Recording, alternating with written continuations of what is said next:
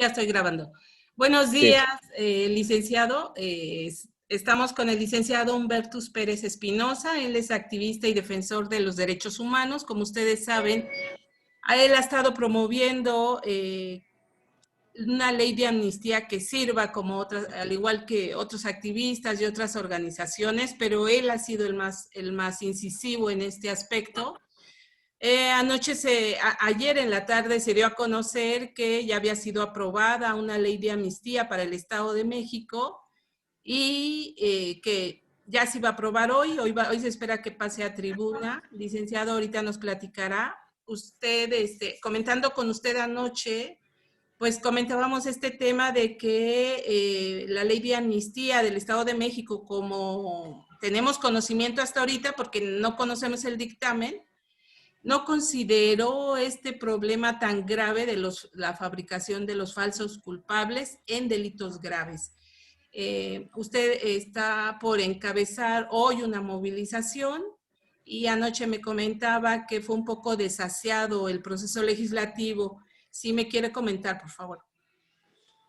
sí, mire, el proceso legislativo en la creación de una nueva ley como es la de amnistía acepta la figura por la Constitución del Estado de México, la figura de la iniciativa ciudadana.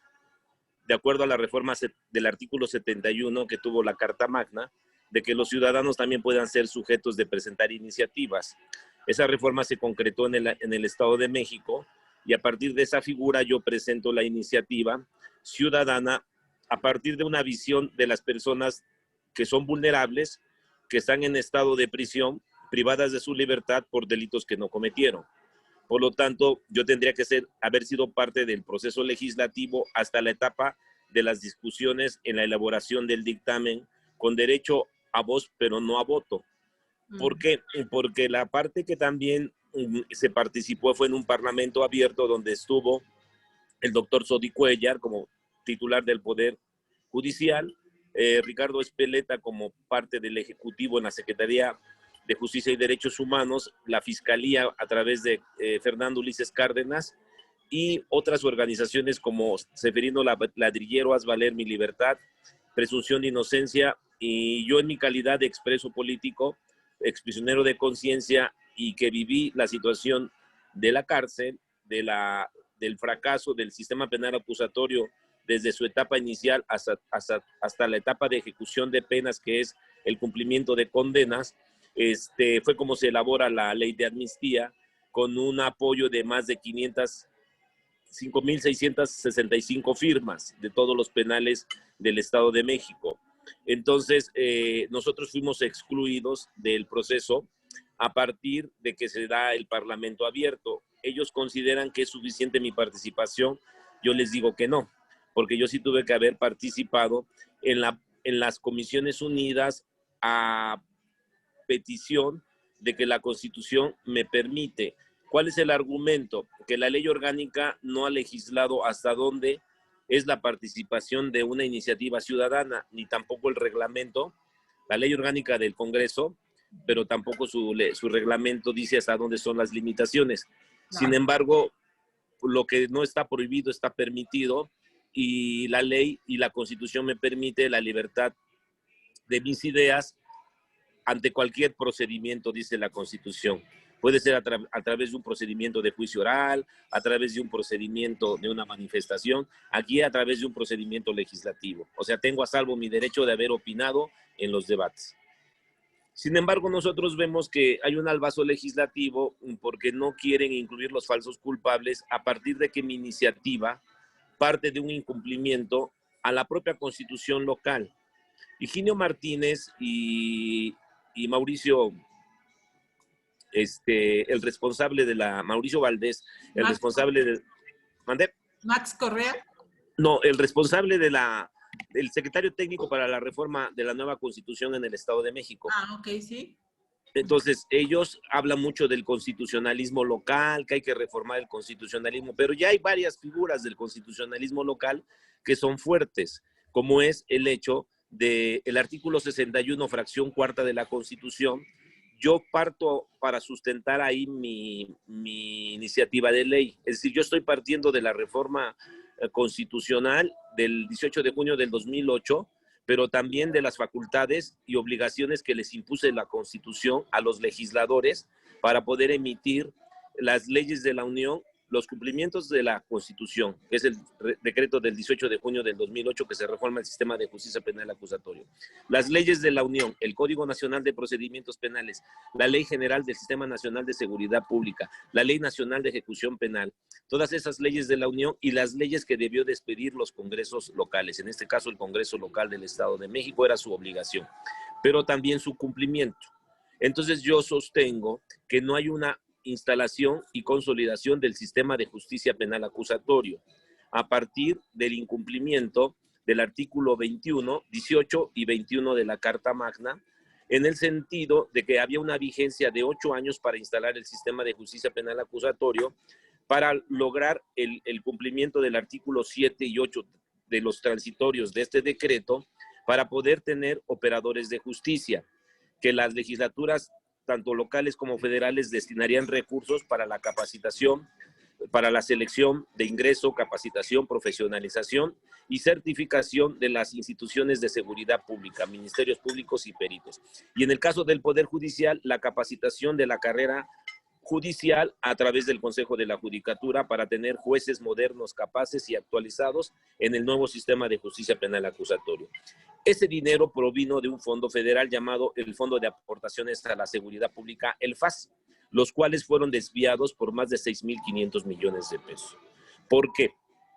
Porque precisamente el sistema de justicia penal acusatorio no se instala, y a través de esa deficiencia, no obstante de que hubo recursos, no se da la carrera ministerial, pericial y judicial.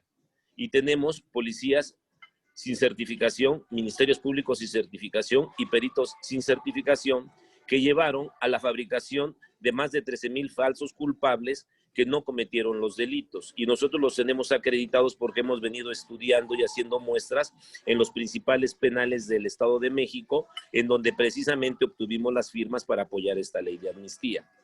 Entonces, en la exposición de motivos se hace referencia de todo esto.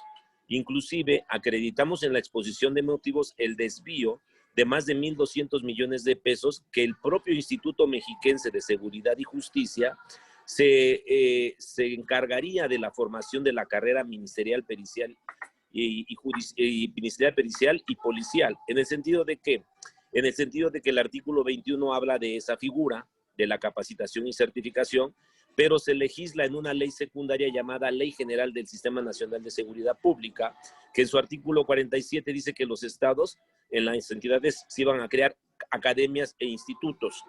Se creó el 18 de octubre del 2011. Esa ley del Instituto Mexiquense fue emitida por Erubiel Ávila Villegas y publicada el 18 de octubre del 2011, en donde su quinto transitorio señalaba que el Instituto Mexiquense absorbía el Instituto de Profesionalización de la Fiscalía General, de la Procuraduría entonces, y de la Agencia de Seguridad del Estado de México.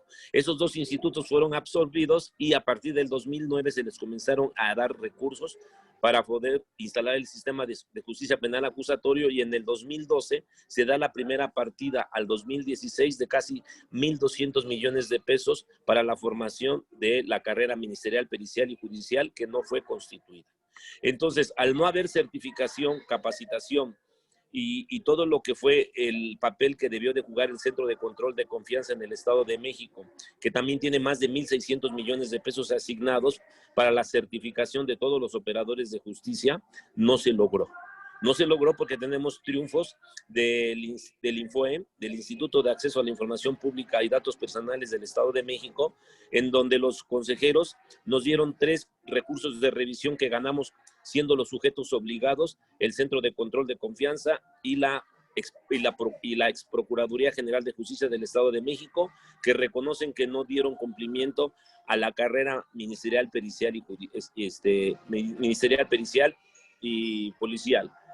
Esto está en la exposición de motivos de que esto fue lo que fracasó, y además de que no se cumplió el Acuerdo Nacional por la Seguridad, cuyos personajes, quienes lo firmaron y lo presentaron, es Genaro García Luna, que está hoy acusado en una corte internacional por delitos de pertenecer a un grupo criminal y apoyarlo en México. Otro personaje que firmó este Acuerdo Nacional para la Seguridad, todo está en la exposición de motivos, es Eduardo Medina Mora, exministro de la Corte, en ese entonces procurador de justicia, y complicada su presencia para tener la autoridad moral de instalar un sistema de justicia penal en la reforma, porque fue parte de la reforma del 18 de junio del 2008, y el acuerdo se publica el 22 de octubre del 2008. Es decir, el acuerdo fue muy importante porque era un acuerdo nacional que lo firmaron también los gobernadores. Ese acuerdo nacional también lo firma varios senadores que están inmiscuidos en los escándalos de los moches con respecto a la reforma energética, como Ernesto Cordero, como también tenemos el caso de gobernadores como Enrique Peña Nieto, Humberto Moreira, Andrés Granier,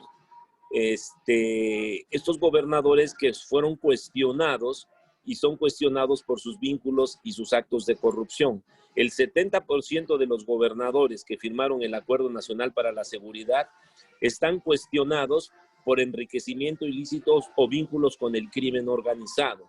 Entonces, lo que decimos en esta exposición de motivos, para poder ubicar al Partido Acción Nacional y al PRI, que ellos son responsables y sus partidos de que no se haya instalado el sistema de justicia penal acusatorio, no cumpliendo los acuerdos que sus propios partidos, siendo gobiernos, impulsaron como reforma. Entonces, como legisladores, tenían la obligación de dar cumplimiento a lo que dice el artículo 61, a las obligaciones que les impuso la Constitución, las leyes de la Unión y expedir las leyes locales para la instalación del sistema de justicia penal acusatorio. Hay un acuerdo estatal integral para la seguridad de los mexiquenses que se firma el 22 de septiembre del 2008, y ahí se establece la responsabilidad de cada uno de los órganos del Estado para implementar el sistema de justicia penal en el Estado de México. Por eso se llama Acuerdo Integral de la Seguridad Integral de los Mexiquenses. Ahí habla cuál va a ser el papel que va a jugar el Poder Ejecutivo, Legislativo y Judicial. Lo que nos importa es el papel que no jugó el Poder Legislativo porque no instaló una comisión que diera seguimiento. No obstante que ellos se comprometieron a asignar los recursos para el sistema, etiquetarlos, es decir, que no se podían destinar a otro, eso lo dice el acuerdo concretamente el 22 de septiembre del 2008, etiquetarlos, vigilarlos y supervisarlos. No lo supervisaron, tan es así que Fernando Báez Ferreira fue destituido. Nosotros no solo le ganamos en el Infoen al Centro de Control de Confianza por la falta de certificación y a la Fiscalía, sino también le ganamos al Poder Legislativo, y a través de esa controversia el órgano superior de fiscalización nos manda este documento de la unidad de transparencia del Instituto Mexiquense, donde solo se capacitaron a través de estudios de destrezas, habilidades, 30 policías de investigación. No hay capacitación en el Instituto Mexiquense de Ministerios Públicos Peritos, solo de 30 policías de investigación para un sexenio como el de Rubiel, que tuvo más de 1.200.000 delitos. Entonces, ¿qué fue lo que pasó? Ante la insuficiencia de la reforma, ante su inaplicación en el Estado de México, ante la falta de la instalación de la carrera ministerial, pericial y judicial, lo que se hizo fue hacer detenciones arbitrarias para justificar una política fallida de la lucha contra el crimen en un proyecto que Calderón decidió inmiscuir al país en una falsa lucha contra el narcotráfico. Y entonces se ha visto los efectos de los desaparecidos, que es grave, de los ejecutados, de las ejecuciones extrajudiciales, de los homicidios, que a él llamó daños colaterales, pero se olvidan de un daño mal llamado daño colateral, que son las personas que están en las cárceles y que son falsos culpables por delitos que no cometieron. Todo ese razonamiento de la exposición de motivos concluye que se tiene que revisar por parte del Poder Legislativo en función de los que tendrían que salir, sino hasta dónde y en el estado que se encuentra el sistema de justicia penal acusatorio en el Estado de México. Eso es lo que dice también esa ley, esa exposición, porque de nada serviría tener una ley de amnistía que sí saque a los falsos culpables por delitos graves si se van a seguir fabricando los delitos, porque es un cuento de nunca acabar. Hoy está peor la situación de la Procuración de Justicia, hay muchas detenciones arbitrarias, Los policías de Catepec y de diferentes municipios, hay videos donde se ve cómo se detiene a la gente, cómo se le golpea, y no solo en México, en todo el país, y ese es un problema que Andrés Manuel no quiso investigar y que no quiso evaluar la seguridad que le entregaban ante el fracaso de un sistema cuya responsabilidad fue Felipe Calderón y Genaro García Luna en el acuerdo del 22 de agosto del 2008, conocido como el Acuerdo Nacional para la Seguridad, la Justicia y la Legalidad. Humberto, Todo esa ajá, exposición emotiva nos llevó a redactar 14 artículos de la iniciativa.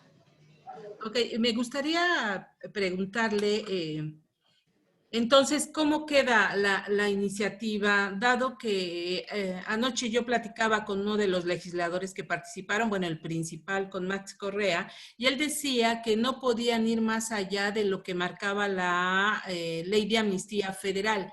Sin embargo, con toda esta argumentación jurídica, este entramado jurídico de atribuciones que hay, me parece que sí podrían haber aprovechado su carácter como un poder del Estado de México para ir un poco más allá y verdaderamente hacer justicia a todas estas personas. Esa es una. Entonces, estamos hablando de una iniciativa que se queda corta. ¿Tuvieron Sí, miedo? ¿Qué pasó? ¿A qué lo ahorita atribuyen? ¿A qué lo atribuyen? yo contestaría en 3 partes. Okay. Primero, hay una mala lectura de nuestra iniciativa y nos hicieron a un lado, porque el hecho de que yo haya presentado la iniciativa no nada más era presentarla, era tomar parte no solo del Parlamento abierto, sino de las discusiones en las comisiones. 2, claro que tienen atribuciones porque, como dice mi iniciativa, hay un incumplimiento a una obligación constitucional que les impone la Constitución, las leyes de la Unión y las leyes que ellos expidieron. Tan es así que está fundamentada en el artículo 61, fracción cuarta de la Constitución del Estado libre y soberano del Estado de México, es decir, no tenían limitaciones. Miente Max Correa, porque las limitaciones no las tienen, porque lo que les obligó fue instalar un sistema de justicia penal acusatorio. No estamos viendo a las personas ya detenidas solo por detenerlas, sino estamos viendo a la infuncionalidad de un sistema que ellos pudieron haber evitado si hubieran cumplido con esas obligaciones, y claro que tenían esas facultades para eso y mucho más. Esa sería la primera respuesta a Max Correa. Max Correa públicamente se comprometió con nosotros, se comprometió ante varios medios de comunicación que se irían incluidos los falsos culpables por delitos graves. Y eso está en la historia hemerográfica de los medios, ya no solo impresos, sino electrónicos del Estado de México. Y tercero, ¿por qué nos dice Max Correa que les doblaron las manos? Que impusieron la agenda legislativa el senador Higinio Martínez. Higinio Martínez es el que se entromete a un proceso legislativo que no le compete en primera. Primero, porque él es senador de la República. Segundo, porque la ley se peleó mucho para que cuando menos se metiera a la discusión, porque ni siquiera quería que se discutiera este periodo por un problema de imagen. Entonces Higinio Martínez nos impone su agenda legislativa, su agenda personal, que es la de una nueva constitución, que tengo mis serias diferencias, porque nuestra reforma está basada en el constitucionalismo local que supuestamente se va a fortalecer con su nueva constitución. Y segundo, sus pretensiones de dividir Ecatepec en 2 municipios. Son sus agendas para ser gobernador. Y lo digo textualmente porque yo estuve en una agenda de cabildeo con Maurilio Hernández González, que nos dejó 2 veces plantado. La propia senadora Marta, que es la sustituta de Delfina, se me va el apellido, hablamos con ella. Ella quedó de convencer a Higinio Martínez para que atendiera y escuchara como senador de la República, que además tiene responsabilidad y tiene más responsabilidad porque fue diputado en el periodo que se asignaron recursos para el sistema de justicia penal acusatorio, porque es la 56, 57, 58 y 59 legislatura, las responsables del fracaso del sistema penal acusatorio en la supervisión de los recursos y de los desvíos de más de 6.500 millones en la instalación del sistema de justicia penal acusatorio, porque es el Estado que más recursos tiene. Y entonces, como representante de la Federación, Higinio Martínez tenía mucho más obligación de dar una explicación. Pero Higinio Martínez decide sacar por su amistad y su cercanía con Erubiel Ávila Villegas, que ha sido severamente cuestionado en la estafa maestra y con las declaraciones de Emilio Cebadúa como una parte importante en la desviación de los recursos para campañas políticas. Entonces, de la noche a la mañana cambió Max Correa, porque le cambiaron el chip y le metieron otro. Entonces, que no critiquen al PRI, en la forma de legislar, porque antes se quejaban de que el gobernador era el que legislaba. Había pocas iniciativas del Poder Legislativo y pocas iniciativas del Poder Judicial, que ahora sí reconocemos que Sodi Cuellar ha tenido un papel más dinámico que otros presidentes de los tribunales superiores de justicia en el Estado de México. Entonces, ese despertar del Poder Judicial fue también limitado, porque también limitaron la propuesta del magistrado Sodi Cuellar. El magistrado hizo muy buenas propuestas. Incluso a él lo marginaron. Lo marginaron porque desechan sus propuestas a los caprichos de Higinio Martínez. Mire, en el Parlamento Abierto dijo dos cosas un presidente que nunca en la vida del PRI se hubiera atrevido a decir en el Estado de México, que no estaba de acuerdo a que se incrementaran las penas, haciendo una crítica al populismo legislativo de la cuestión de la seguridad, y que no estaba de acuerdo a que las cárceles estuvieran llenas, que tenía que haber beneficios y que tenía que haber despresurización a partir de que la prisión preventiva no se usara de manera excesiva. Bueno, ¿qué es lo que sucedió? Lo que sucede es que efectivamente Higinio Martínez dice que él no aprueba que se establezca una ley de amnistía de falsos culpables con delitos graves, porque dirán que el PRD, el Morena, está apoyando una legislación donde van a salir delincuentes. En primera, tanto Omar Ortega, ayer escuché una posición de Omar Ortega, que dijo que sería pues complicado sacar a delincuentes. Ya no hay delincuentes en el lenguaje legislativo, son personas privadas de la libertad. Para empezar. Eso te demuestra el nivel de desconocimiento del propio proceso legislativo que estaban por emitir. Segundo, lo digo con conocimiento de causa, porque Seferino Ladrillero y Haz Valer Tu Libertad hicimos esa propuesta de acercamiento, porque veíamos que no tenían la intención, a partir de que Higinio Martínez impone su agenda, ya no tenían ni siquiera la intención de incorporar la iniciativa. Era mejor no incorporarla a presentar un remendo de ley. Higinio Martínez secuestró la iniciativa. Sí, claro, Higinio Martínez es el responsable, es el que tiene secuestrada la reforma, porque lo que no quisieron reconocer, primeramente el Poder Legislativo, es su responsabilidad en la falsa instalación del sistema de justicia penal acusatorio, que sería un buen deslinde de Morena, porque no eran ellos los responsables, era el PRI y el PAN, claro, de no haber instalado el sistema. Dos, de que no querer reconocer que los falsos culpables es porque hay desvíos de recursos. No funcionó el Instituto Mexiquense. Yo tengo las constancias de que no hay certificación. Ganamos recursos en el Infoen, 5 grandes recursos, están en la iniciativa anunciada. 3, no quisieron reconocer que hay un desvío de un fideicomiso de fondo que se llama el FC3, el Fondo para la Construcción de Nuevos Centros de Readaptación Social, que tiene un desvío de más de 1,400 millones y que se tuvieron que haber hecho las cárceles diseñadas al nuevo sistema de justicia penal acusatorio en estos 8 años, que deberían ser cárceles diseñas, no sobrepobladas, con ciudades judiciales y con la industria penitenciaria para lograr la reinserción. Todo ese dinero fue desviado. Entonces, un momentito, es probable que se corte en cualquier momento, sin embargo, le vuelvo a enviar otro enlace por si se corta, ¿sí? Nada más quería avisarle. Sí. Adelante, sí.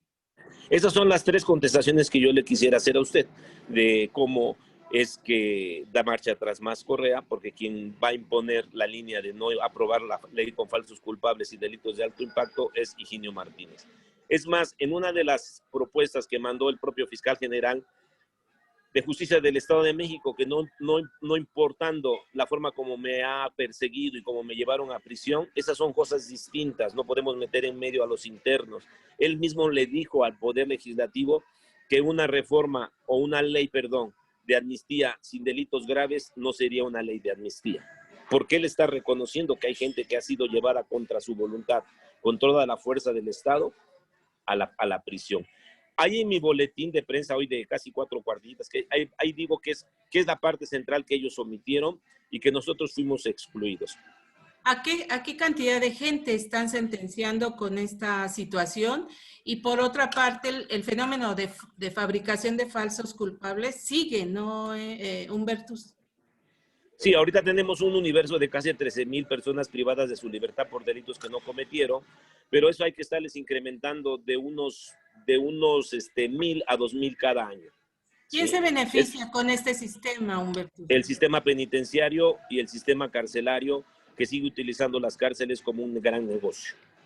Un gran ¿Tiene negocio porque yo estuve en esa prisión y es verdaderamente lamentable cómo la reinserción no se constituyó precisamente para eso. Ni siquiera existe la base de datos de las personas privadas de su libertad y tampoco tienen el cómputo automático en base de datos que era la Ley Nacional de Ejecución, la que obliga a establecer esa base de datos para que la gente pudiera tener su copo de manera automática, sus actividades, su plan de actividades, la reparación del daño, en fin, todo eso fue letra muerta porque todo ese dinero se lo robaron y se desviaron en el Estado de México. Y una pregunta muy concreta. Anoche me comentaba Max Correa que habrá una comisión especial para analizar el tema de los falsos culpables, pero no será como en automático que obtengan una amnistía, sino que se va a crear, al parecer, una comisión alterna en la que se van a analizar estos casos. Él me comentó a recomendación de organizaciones de prestigio. ¿Qué opina, Humbertus, y si usted sabía de esto? Es una parte de nuestra propuesta. Nosotros hablábamos de una comisión especial que estuviera a partir del Congreso. Yo vengo del Congreso de la Unión, yo tengo certificación del proceso legislativo. Entonces nosotros planteamos que la comisión especial no la deberían de representar las organizaciones de derechos humanos. Debería de ser constituida como ya lo hizo el magistrado Sodi Cuellar cuando trajo a expertos para que opinaran sobre el Código de Procedimientos Penales cuando ya se instaló el sistema de justicia penal, porque hubo un Código de Procedimientos Penales, después viene el Código Nacional Único. Esos expertos ahora tendrían que valorar cómo se aplicó el sistema de justicia penal acusatorio. Deberían de ser parte de la comisión especial, porque ellos con la experiencia que tienen de otros países, incluyendo expertos mexicanos, se determinaría muy sencillamente un falso culpable. El falso culpable se detecta muy fácilmente en dos etapas. En la etapa de la investigación inicial, que no hay investigación, y en la etapa judicializada. ¿Qué quiere decir esto? Que cuando ya están en proceso, que ya están vinculados a procesos, se dan meses de investigación. Y en los meses de investigación, como la detención, que es en flagrancia porque no hay delito, o por orden de aprehensión, no existe la investigación. Entonces, esa comisión, estamos inclusive pidiendo dinero y presupuesto, que ese dinero y presupuesto se le pudiera otorgar para que no durara esa comisión solo por la ley de amnistía. Fíjese, esa es nuestra ley. Esa comisión es nuestra y se la propusimos a Azucena Cisneros desde octubre del 2018. Esa comisión se la propusimos a ella. ¿Por qué? Porque la comisión especial debería de no solo analizar los falsos culpables, de establecer un alto y ver las condiciones en las que está el sistema de justicia penal acusatorio. A lo mismo que investigara a los falsos culpables y que esa comisión, si se va a instalar, hasta la fecha no conocemos. Yo no lo conozco como promovente. Tuvieron que haberme notificado parte del dictamen. Además, ellos cometieron un error que es a lo que voy a ir al siguiente. ¿Qué es lo que sucede? Que esa comisión que nosotros proponemos no solo se encargaría de analizar los falsos culpables, sino darle una funcionalidad al sistema de justicia penal acusatorio con un organismo que perversamente constituyó tarde, Erubiel Ávila Villegas, que es el organismo para dar seguimiento a la instalación y consolidación del sistema de justicia penal acusatorio que se constituyó hasta el 25 de abril del 2015, 14 meses antes de que terminara el periodo de los 8 años que duró el sistema de justicia penal acusatorio. Cuando el 10 de octubre del 2008 se creó el Centro Nacional para la instalación y consolidación del sistema de justicia penal acusatorio, que era un centro que iba a dar una coordinación, que iba a dar seguimiento a cada estado. Si se constituyó en el 2008, ¿por qué Erubiel lo constituye hasta el 2015?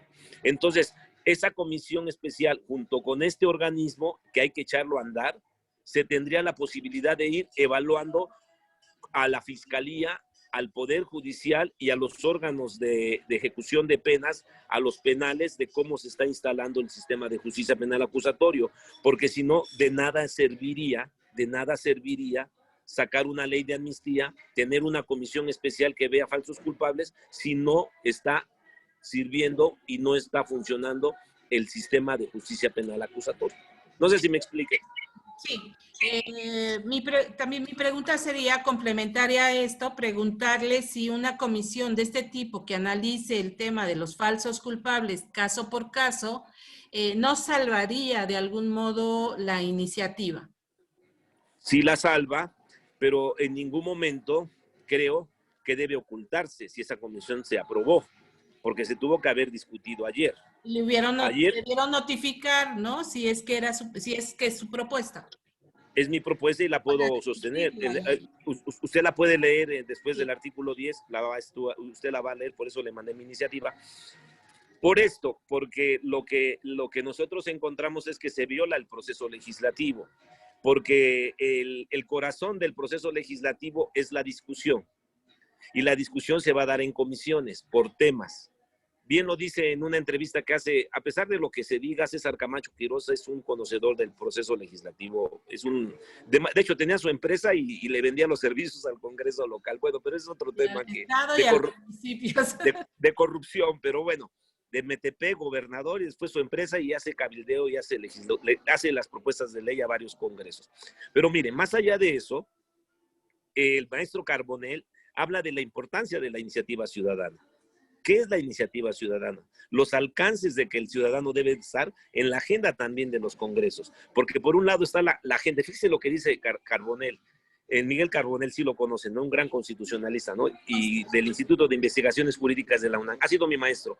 Dice Carbonell que por un lado van los políticos y por otro va la agenda de los ciudadanos. Pues ahí está serio, porque por un lado quiere imponer su agenda Higinio Martínez, y por otro lado queremos nosotros que se nos escuche como falsos culpables.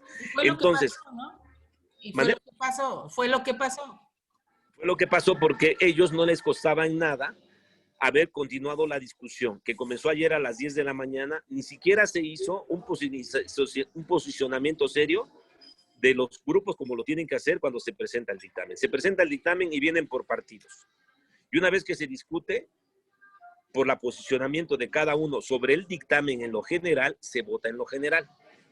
Ni siquiera esa fase procesal se dio, porque Gerardo Ulloa pidió la suspensión y que se hiciera un receso para iniciar a la 1.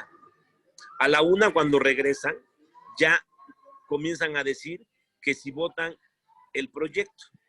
¿Cómo van a votar un proyecto en lo general si ni siquiera hubo un debate? El por qué, en pro y en contra. 2, si ya se votó en lo general, tenía que votarse en lo particular. Y entonces había que haber discutido la comisión y había que discutirse por qué no los falsos culpables. Y yo tendría que haber estado con voz y voto y tendría que haberse discutido el por qué sí a los que no cometieron delitos graves y el por qué sí se incluía o no una ley ahí de reinserción social para los beneficios. Es decir, todo ese proceso del voto en lo particular, que es lo que lleva a las reservas.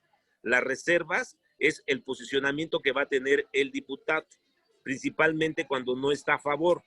Pero los votos particulares van a comenzar a nacer desde las comisiones. Entonces, ya una vez que se votó también en lo particular y gana el grupo que sí dice que es viable llevarla al pleno, los presidentes de las comisiones mixtas unidas mandan el dictamen a la mesa directiva en qué sentido fueron los votos en lo general y en lo particular y cuántas reservas existen desde la discusión que no hubo en comisiones. Por eso yo puedo impugnar, en primera, porque en calidad de ponente no me dieron la oportunidad de estar en el proceso del dictamen. Segundo, puedo impugnar por un carácter de discriminación, por ser una persona que representa a 5,665 personas privadas de su libertad que firmaron la iniciativa. Y tercero, porque no se cumplió con el proceso legislativo de la discusión de la minuta en lo particular y en lo general, y no se conoció la posición de cada uno de los integrantes de las mesas, de las comisiones mixtas unidas que ayer supuestamente dictaron o emitieron un dictamen a favor para presentarlo al Pleno el día de hoy.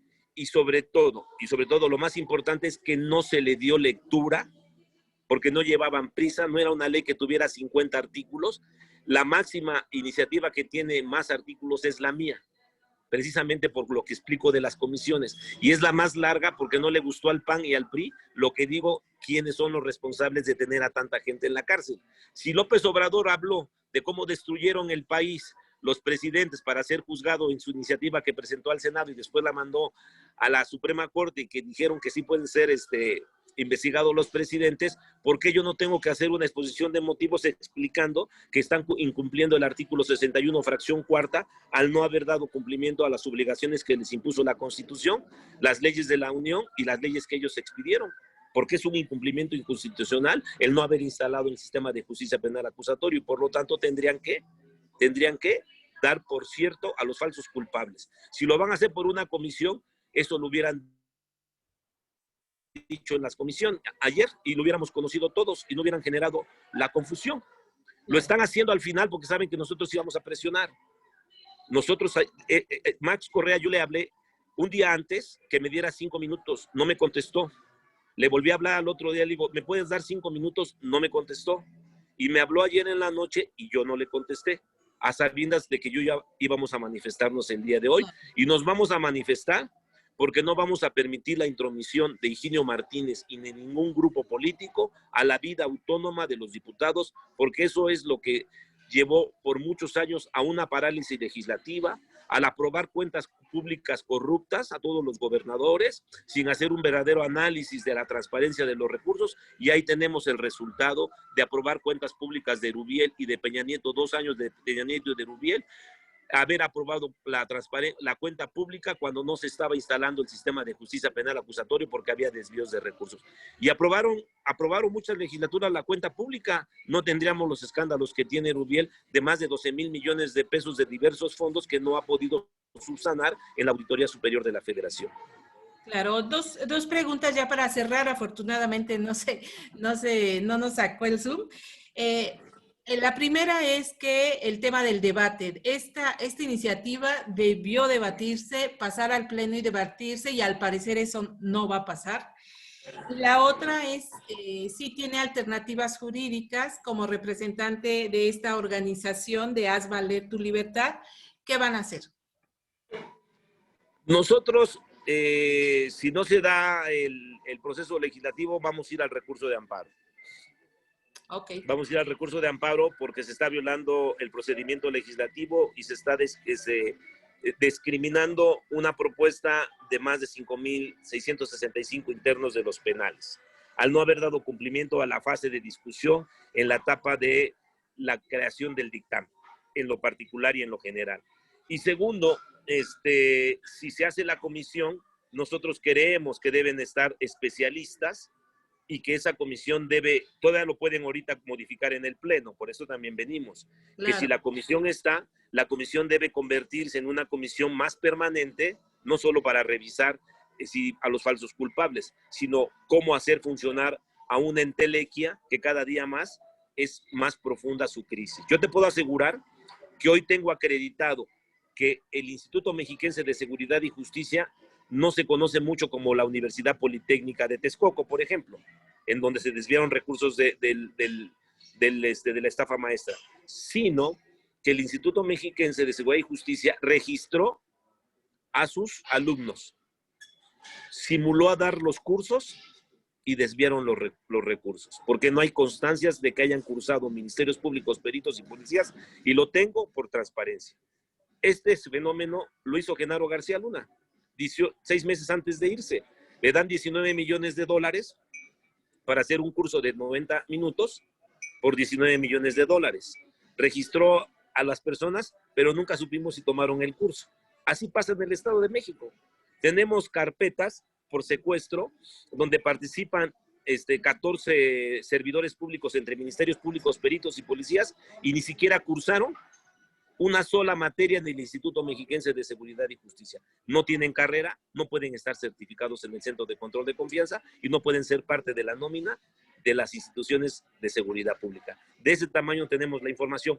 Todavía el 23 de noviembre yo le presenté a Maurilio los últimos resultados que teníamos de transparencia, porque ese es otro tema.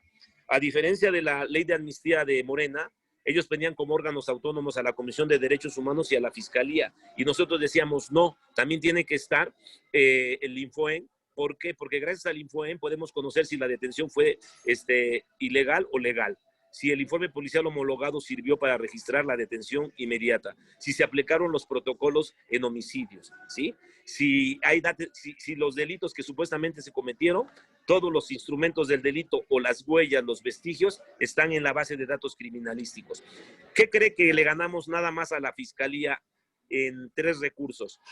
Que no hay informe policial homologado como la principal figura en la nueva perspectiva de un policía de investigación.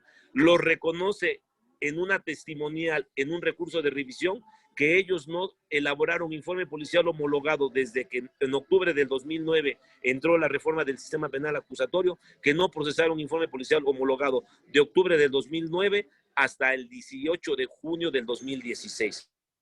¿Qué quiere decir? Que todas esas carpetas tienen detenciones ilegales, porque para poder hacer la detención, el vehículo entre el que es detenido y la base de datos criminalística es el informe policial homologado. Y textualmente dicen, no hay informe policial homologado hasta después del 18 de junio del 2016. Por eso nosotros proponíamos al Infoen, y el Infoen jugaría un papel muy importante para poder tener acceso más rápido a ver por qué no presentaron, dicen que hubo un robo. No, porque están perdidas, no es cierto. Ya no funcionan, están descompuestas, tampoco es verdad. Humberto. Porque todos los delitos se quedan grabados. Sin embargo... Sí, Humbertus. Dime. Quisiera que me dijera cuál es el perfil promedio de un falso culpable que está recluido en el Estado de México y que están abarrotando las cárceles. ¿Y cómo se vive este problema? Porque usted lo vivió en carne propia. Un perfil de un falso culpable es una persona que trabajaba, que no tenía necesidad de cometer un ilícito, que tiene familia, que está integrada, ¿sí? Que la mayoría son personas que no cometieron la conducta porque se demuestra en sus actuaciones que no tan fácilmente van a formar parte de la cultura de la cárcel, porque en la cárcel hay una cultura, la cultura del delito desde los penales. Es una persona que es visitada cada 8 días. ¿Cuál es el perfil de un falso culpable? Que es esquilmado por los abogados, por los malos abogados, que acaban con sus propios recursos, con sus pocos recursos, o con algunos que sí tienen fortunas o tienen patrimonios. Ese es el perfil del falso culpable, que también es una persona que tiene estudios o que tiene una posición que no tenía por qué estar en el penal, ¿sí? ¿Y las familias cómo lo viven? Y las familias quedan secuestradas, ¿no? Las familias están secuestradas porque se someten a un sistema de pagos injustos por el autogobierno, que tienen que pagar por todo. ¿Y por qué pagan por todo? Porque la comida es de mala calidad. ¿Y por qué es de mala calidad? Porque así lo establece el sistema penal acusatorio. No, porque precisamente las cárceles deben ser menos pobladas para que el recurso de la comida y de la alimentación y de los medicamentos no tenga un alto costo a la sociedad mexicana. Y entonces se vive muy mal porque también, no obstante que son los pagos, la familia está secuestrada por la violencia, esperando que llegue una llamada para hacerse extorsionada, o esperando la llamada que ya hubo un motín, o esperando la llamada de que ya fue asesinado su interno. Es una situación muy difícil porque se tiene que batallar con la corrupción de custodios que a todo le ponen precio para pasar de un lugar a otro, para tener un módulo acceso al otro, para poder ir a sus audiencias, para dormir, para poder salir de las celdas, ¿sí? Para poder comprar una Coca-Cola tienes que pagar hasta el 100% más de cada producto, ¿sí? Los custodios se llevan, para poder bajar a visita, nada más entre sábado y domingo cada custodio de un módulo se llevan 18,000 pesos. El problema que tienen que vivir que no se ha instalado el protocolo de visitas, porque hoy no solo los familiares pueden entrar a ver a sus internos. Imagínense que yo sea una persona de una preferencia sexual distinta o de preferencia de una pareja hombre. Como no puede acreditar, tiene que pagar 1,000 pesos. Pero ¿saben cuántos entran diarios? Entran más de 200 visitas que no están registradas porque ellos no quieren aplicar el protocolo de visitas, porque dice el protocolo de visitas serán personas y familias. Ya no dice familias, porque ahora las familias ya son diversas, ya no es papá, mamá. Claro. Ese artículo es un artículo de género, sin embargo no lo aplican. ¿Por qué? Porque el problema es sacar dinero. Y entonces las familias, el hermano, el primo, el sobrino que quiere ver al interno, que tiene derecho, tiene que pagar ahora ya 2,000 pesos para poder entrar a su visita. Si entran 1,000 personas, sí, o 2,000 personas, que entren 300 visitas clandestinas por 1,000 pesos, son 300,000 por 2,000, 600,000. Es un negocio redondo en los penales. Por eso los penales en el Estado de México están muy violentos, porque los que llegaron, que fueron de la Federación como Maribel Cervantes, lo que hicieron fue establecer el terror en las cárceles. Hoy las cárceles del Estado de México son más corruptas desde que Maribel Cervantes dejó a sus herederos, al subsecretario Manuel Palma Rangel y al director Jaime Chartea Mojica. Muy bien, Humberto, pues yo ya no quisiera quitarle más tiempo, ya casi cumplimos 1 hora. Yo quisiera pues darle las gracias y pedirle si quiere hacer algún otro comentario más. Bueno, que nosotros, no obstante que la comisión puede abrir esa revisión de las carpetas, nosotros no detenemos la manifestación porque creemos que ha sido una falta de atención al que a nosotros no se nos haya dado la participación y aún no sabemos cuál va a ser el destino. Eso es lo que dice Max Correa. Pero ya no le creemos a Max Correa porque él se comprometió a que los falsos culpables iban a estar por delitos de alto impacto en la ley de amnistía. Claro, hasta que no veamos la iniciativa, ¿no? ¿Cómo quedó? Porque nadie conoce el dictamen hasta este momento. Y que ya se aprobó, que además es algo muy lamentable, ¿no? ¿No? Ajá. Pues muchísimas gracias, Humbertus. Le agradezco muchísimo la entrevista, el tiempo, y pues estaremos pendientes. Muchas gracias a usted y me da mucho gusto saludarte. La verdad que el Universal, te conocimos mucho por el Universal y por el gran periodismo que siempre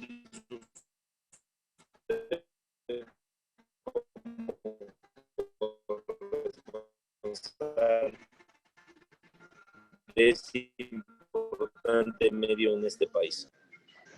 Muy bien, Humbertus. Muchísimas gracias. Hasta luego.